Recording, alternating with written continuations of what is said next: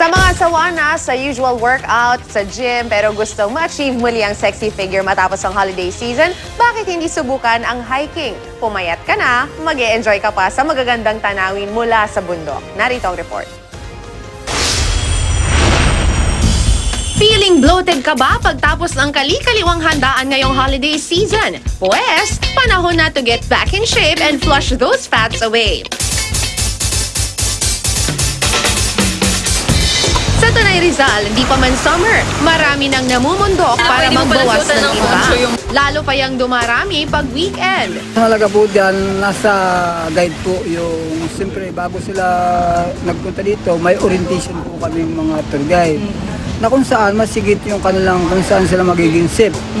Aabot daw sa halos 50 grupo ang umaakyat dito sa bundok ng Daraitan kada buwan.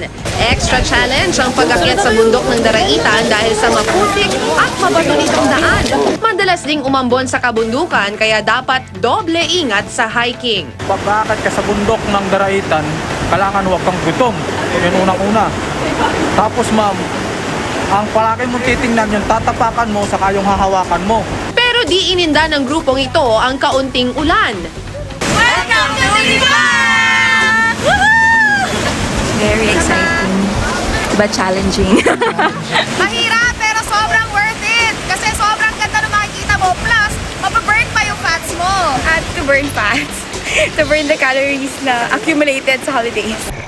Aabot ng halos 2 oras ang hiking sa ilog ng Tinipak hanggang sa kuweba. Ito na, papasok na kami sa Tinipak Cave. Tara!